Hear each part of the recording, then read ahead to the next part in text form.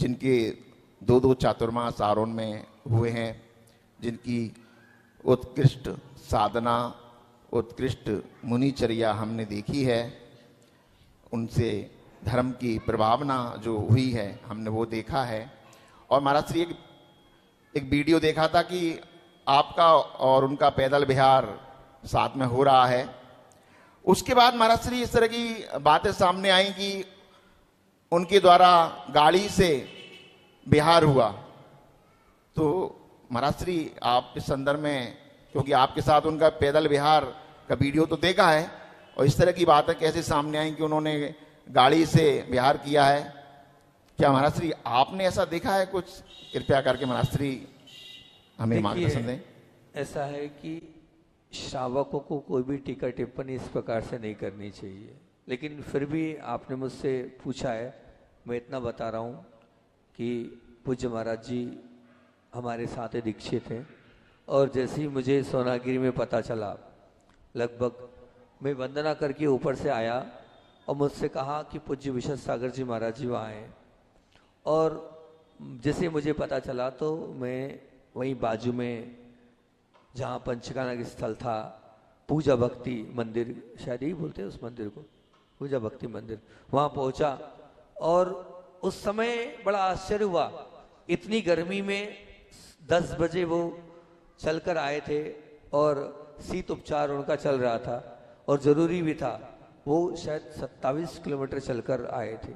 मैं देखकर दंग रह गया। मैंने, महाराज जी शरीर को शरीर समझो आप, ये क्या है, ये ठीक नहीं है। थोड़ा सा मैं नाराज़ हुआ और फिर मैंने उनसे कहा, महाराज जी आप एक काम करें, हमारे साथ आहार के लिए अहिंसोदय तीर्थ क्षेत्र विद्याधाम चलें।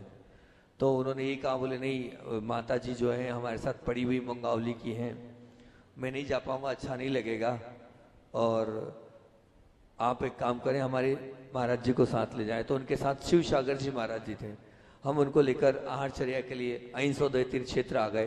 फिर हम वहाँ से महाराज जी का और हमारा आहार साथ ही हुआ, छल्लक जी भी साथ थे, तीनों का आहार उसी परिसर में अहिंसोदय तीर्थ क्षेत्र में हुआ।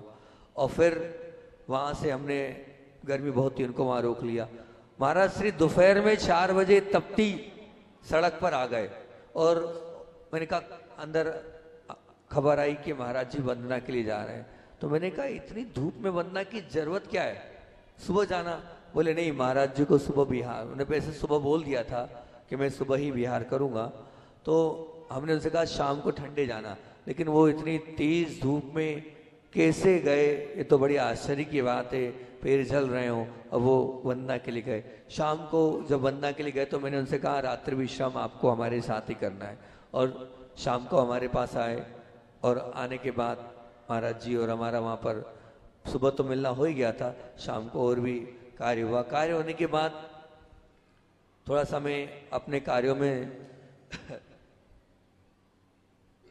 बिजी हो गया, तो मैं उनसे बात नहीं कर पाया और वो सामायिक पे बैठ गए।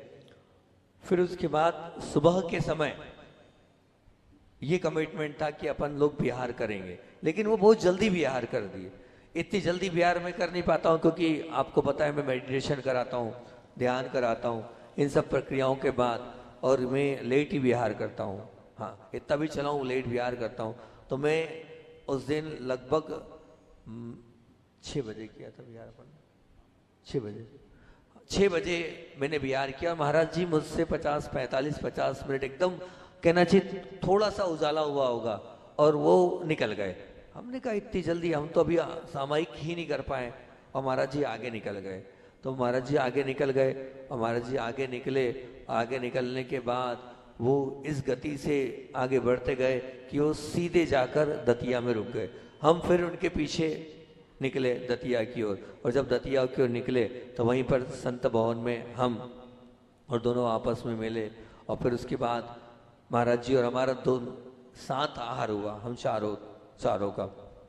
आहार के पश्चात उन्होंने बोला, मुझे जो है चंदा प्रभु जिनालय जाना है और मैं आज शाम को 19 किलोमीटर चलूँगा। मैंने महाराज से कहा, मैंने कहा महाराज जी 19 किलोमीटर किससे बोलते हैं, आप सुबह भी 13, 14, 15 किलोमीटर चल के आए, कल भी आपने लंबा विहार किया और परिक्रमा। बोले नहीं, मुझे बहुत जल्दी गर्मी बढ़ रही है और मुझे बहुत जल्दी पहुंचना है। तो हमने कहा ठीक है।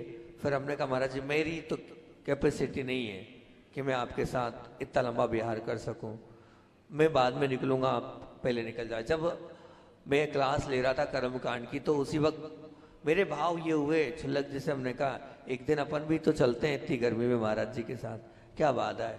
तो फिर मैं और महाराज जी उनके साथ चले। उनकी स्पीड को और उनकी चाल को देखते बड़ा आश्चर्यचकित रह गया। मैं तो अपने गंतव्य पर रुक गया। कहाँ पर? 13 पे रुके थे, 13 किलोमीटर पर रुक गया या 12 किलोमीटर पर रुक गया मैं, और मेरे से 7 किलोमीटर आगे जाकर वो आगे वाले स्थान पर रुके। पूरे बच्चे साथ साथ उनके थे।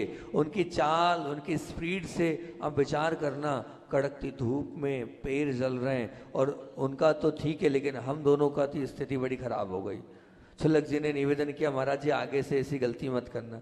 मैंने कहा अब आज कर ली तो कर ली, आगे से अपन नहीं करेंगे। उनका शरीर है, उनके सामर्थ्य हैं, वो धूप में चल लेते हैं, अब अपना कोमल शरीर है, अपन नहीं चल पाते हैं। अब विचार करना 19 किलोमीटर, सुबह 13 किलोमीटर ये उन्होंने किया, और अगले दिन उन्होंने आर कहाँ किए। आश्चर्य की बात है कि वही बच्चे हमारे उनको आगे छोड़ गए, सीधे चंदा प्रभु जिनालय में जाकर उन्होंने आर किए। दंग रह गया मैं तो देखकर, इतना फास्ट वो चल रहे हैं। तो जिस हिसाब से वो चल रहे हैं 40 किलोमीटर 35 किलोमीटर पर डे, गर्मी में भी 27 पहले चल के आए, मुझे नहीं लगता है ये जो लोग बोल रहे हैं उनको आश्चर्य लग रहा होगा, क्योंकि मैं कम चलता हूँ, लोग मुझे जानते हैं कि भैया मैं 10 से 15 किलोमीटर पर डे चला, बहुत है तो 20 किलोमीटर पर डे, वो मुझसे डबल चल रहे हैं। तो लोगों को ये शंका हो सकती है कि महाराज जी इतनी जल्दी कैसे आ गए। पर बाकी जो मैंने देखा तो मेरे हिसाब से तो किसी ने कोई फोटो हो, कोई किसी के पास सबूत हो तो बोलना चाहिए, लेकिन साधु के लिए इस प्रकार से गलत बात को वायरल नहीं करना चाहिए। ये जो भी अगर इस प्रकार की गलत बात वायरल कर रहा है तो निश्चित मान के चलना कि साधु की बुराई करने से, साधु की निंदा करने से वो कहाँ जाएगा, वो अपना स्वयं समझे। पर मेरे साथ जितना घटा रियल मैंने आपको सत्य बता दिया कि मेरे साथ इतना विहार इस स्पीड से उन्होंने किया था, इसके हिसाब से चल सकते हैं। अब किसी ने देखा हो तो बात की बात है, वो जाने, पर मैंने जो देखा और आपने पूछा मैंने बता दिया, एक अच्छे साधक है वो। ठीक, चलिए। नमोस्तु गुरुदेव।